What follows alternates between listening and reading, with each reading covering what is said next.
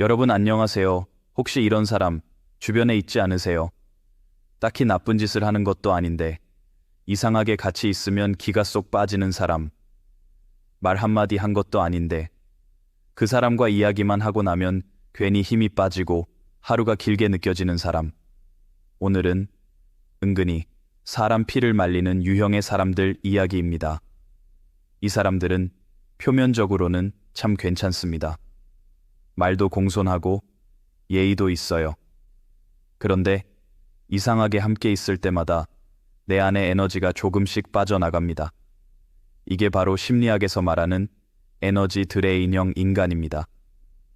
오늘은 이런 사람들의 5가지 유형과 왜 그들과 함께 있을 때 우리가 유독 지치는지, 그리고 어떻게 나를 지키면서 품격 있게 거리를 둘 수 있는지를 이야기해 보겠습니다. 첫 번째 유형, 항상 한숨으로 시작하는 사람입니다. 아침 인사 대신 아유, 점심 먹으면서 사는 게 왜 이렇게 힘드냐? 퇴근길에도 이 나이에 뭐가 남았나 몰라. 이런 사람은 대화 주제가 늘 힘듦입니다. 물론 인생이 힘든 건 누구나 알고 있습니다. 하지만 이 사람들은 공유가 아니라 전염을 합니다. 누군가의 피로를 들으면 위로가 되는데 이들은 내 마음의 피로를 옮깁니다. 그래서 함께 있으면 이상하게 숨이 막히고 기분이 가라앉죠. 이런 사람의 심리는 단순합니다. 자신의 무거움을 나눠야만 버틸 수 있다고 믿습니다. 그래서 자꾸 내 감정의 그릇에 자기 짐을 얹습니다. 하지만 문제는 그 짐이 끝이 없다는 거죠. 처음엔 위로해 주다가도 어느 순간 내가 그 사람의 감정 쓰레기통이 되어버립니다. 들어주는 게 배려라고 생각했는데 결국 내 평화가 무너지고 그 사람은 또 한숨을 쉽니다. 두 번째 유형, 칭찬하는 척하면서 은근히 기를 꺾는 사람입니다. 와, 요즘 얼굴 좋아 보이네. 근데 조금 살쪘지? 그 옷 예쁘다. 근데 나 같으면 안 입을 것 같아. 이런 사람들 딱 떠오르시죠? 겉으론 칭찬 같지만 속엔 비교와 비아냥이 섞여 있습니다. 이들은 절대 정면으로 공격하지 않습니다. 대신 웃으면서 찌릅니다. 그래서 더 피가 마르는 겁니다. 말로는 농담이야. 하지만 듣는 사람 마음엔 작은 상처가 생깁니다. 이런 사람들의 특징은 상대를 불편하게 만들어야 안심한다는 겁니다. 누군가 자신보다 행복하거나 당당하면 마음이 불안해집니다. 그래서 한마디라도 꼭 던집니다. 너는 참 좋겠다. 난 그런 운은 없는데. 이 한마디로 상대를 죄책감에 빠뜨리고 묘하게 우위에 서죠. 이건 단순한 말버릇이 아니라 자기 불안을 덮기 위한 방어입니다. 남을 깎아내려야만 내 마음이 편해지는 사람. 그게 두 번째 유형입니다. 세 번째 유형, 모든 일을 자기 이야기로 돌리는 사람입니다. 누가 결혼을 해도 나도 그때 그런 적 있었지. 누가 힘들다고 하면 그건 아무것도 아니야. 내가 겪은 건 더 심했어. 이런 사람과 대화하면 이상하게 내 얘기는 사라집니다. 대화가 아닌 독백이 됩니다. 이 사람들은 상대의 말 속에서 자기 존재를 확인합니다.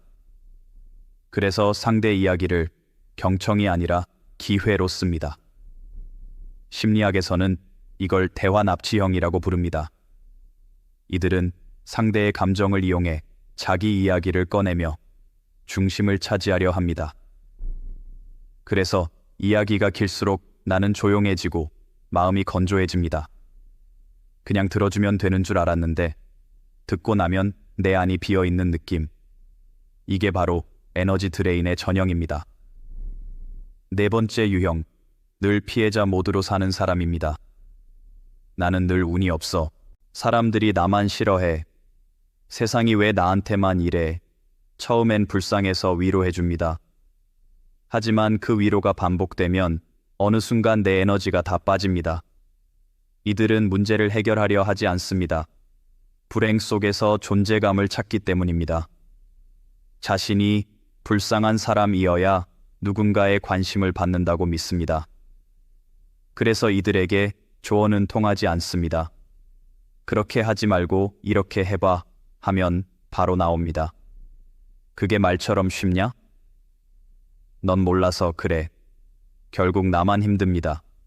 이들은 공감받는 순간 잠시 편해지지만 문제가 사라지면 다시 불안해집니다. 그래서 또 새로운 문제를 만들어냅니다. 그게 그들의 생존 방식이기 때문이죠. 5번째 유형, 항상 나를 중심으로 세상을 돌리는 사람입니다. 모임에서 이야기할 때도 그건 내 생각엔, 내가 예전에 해봤는데, 이런 말로 시작하죠. 남의 이야기를 들으면서도 결론은 항상 자기 쪽으로 끌어옵니다. 그 사람 앞에서는 누구도 편하게 자기 얘기를 할 수 없습니다. 왜냐면 대화의 주인이 늘 그 사람이기 때문입니다. 이들은 무심한 척하지만 늘 주목받고 싶어 합니다. 눈에 띄지 않으면 불안합니다. 그래서 은근히 불편한 분위기를 만듭니다. 누군가 잘 나가면 괜히 비교하거나 시비를 겁니다. 칭찬을 들으면 기분이 좋아야 하는데 이들과 함께 있으면 이상하게 피곤합니다. 그들의 관심은 함께 있음이 아니라 나만 빛나기 때문입니다. 이 5가지 유형의 공통점이 뭔지 아세요? 겉으로는 다 괜찮은 사람들입니다. 겉으론 예의 있고 성격도 나쁘지 않아 보입니다. 하지만 그들과 함께 있으면 마음이 무겁고 대화가 끝나면 피곤하고 이상하게 자존감이 깎입니다. 이건 단순한 기분이 아닙니다. 그 사람들의 말투, 표정, 감정의 무게가 내 마음의 에너지를 조금씩 흡수하기 때문입니다. 문제는 이런 사람들은 스스로 자각을 못한다는 겁니다. 내가 언제? 난 그냥 말한 건데 그들은 진심으로 자신이 괜찮은 사람이라고 믿습니다.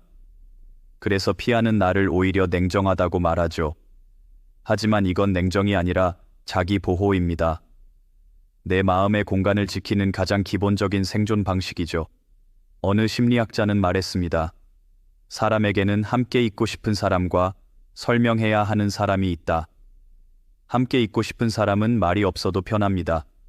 하지만 설명해야 하는 사람은 늘 이유를 만들어냅니다. 왜 나한테 그렇게 했어? 그 말은 왜 그렇게 들리게 했어? 이런 대화가 반복된다면 이미 관계가 지쳐 있다는 뜻입니다. 이런 사람에게서 피를 빨리지 않으려면 어떻게 해야 할까요? 첫 번째는 불편함을 견디는 용기입니다. 피 말리는 사람은 늘 착한 사람을 겨냥합니다. 싫은 소리 못하고 거절 못하는 사람들, 그래서 미안함을 이용합니다. 그래도 내가 들어줘야지. 저 사람도 사정이 있겠지. 이런 생각이 나를 갉아먹습니다. 싫다고 말하는 건 무례가 아닙니다. 내 마음의 천을 지키는 일입니다. 2번째는 감정 거리두기입니다. 이건 물리적인 거리보다 훨씬 중요합니다. 그들의 말, 표정, 분위기에 끌려 들어가지 않는 겁니다. 누가 한숨을 쉬어도 같이 무겁게 숨 쉬지 말고 누가 불행을 늘어놔도 같이 빠지지 마세요. 그래, 많이 힘들었겠네. 그 한마디로 충분합니다. 그 이상은 당신의 몫이 아닙니다. 3번째는 내 감정의 주도권을 다시 쥐는 겁니다. 그 사람의 말 때문에 기분이 흔들릴수록 그 사람은 내 삶의 리모컨을 쥐게 됩니다. 그러면 하루가 그 사람의 기분에 따라 달라집니다. 그건 너무 억울하죠. 감정의 주도권은 스스로 돌려받아야 합니다. 그 방법은 단순합니다. 이건 내 감정이 아니야. 속으로 이렇게 한 번만 되뇌어도 마음이 조금 자유로워집니다. 그리고 무엇보다 중요한 건 내가 바꿀 수 없는 사람은 내려놓는 용기랄입니다. 우리는 때로 사람을 고치려 합니다. 조금만 더 이해하면 달라질 거야. 내가 잘 대해주면 바뀌겠지. 하지만 피말리는 사람은 절대 바뀌지 않습니다. 왜냐면 그들은 이미 그런 방식으로 세상을 살아가는데 익숙하기 때문입니다. 그 사람을 바꾸려는 순간 당신이 피를 말리는 쪽으로 옮겨갑니다. 진심은 전달되지 않고 피로만 쌓입니다. 그래서 기억해야 합니다. 모든 관계는 균형일 때만 건강하다. 내가 늘 참는 관계, 늘 미안한 관계, 늘 에너지를 주는 관계는 결국 나를 병들게 합니다. 이런 말이 있습니다. 사람은 태도로 만나고 에너지로 기억된다. 맞습니다. 그 사람이 나에게 어떤 말을 했는지는 잊어도 그 사람 곁에서 어떤 느낌이었는지는 오래 남습니다. 그게 바로 에너지의 기억입니다. 그리고 피말리는 사람은 늘 불편한 잔상을 남깁니다. 그러니까 이제는 그 사람을 바꾸려 하지 말고 그냥 멀찍이 두세요. 거리가 생기면 처음엔 허전하지만 이상하게 잠이 잘 오고 얼굴에 혈색이 돌아옵니다. 관계는 편해야 오래 갑니다. 편안하지 않으면 그건 관계가 아니라 시험입니다. 살다 보면 참 이상한 사람들이 많습니다. 겉으론 괜찮은데 가까이 갈수록 불편한 사람, 그 사람에게 잘하려고 애쓸수록 내 마음이 점점 말라갑니다. 그럴 땐 이렇게 생각하세요. 내가 잘못된 게 아니라 내 에너지가 소중한 거다. 그 깨달음이 오면 어느 순간 사람의 얼굴만 봐도 느껴집니다. 이 사람은 내 에너지를 채우는 사람인가, 빼앗는 사람인가. 이 구분만 할 줄 알면 인생이 한결 가벼워집니다. 왜냐면 결국 사람 사이의 평화는 누가 옳으냐보다 누가 내 평화를 지켜주느냐에 달려 있으니까요. 그리고 평화를 지키는 건 결국 내 선택입니다.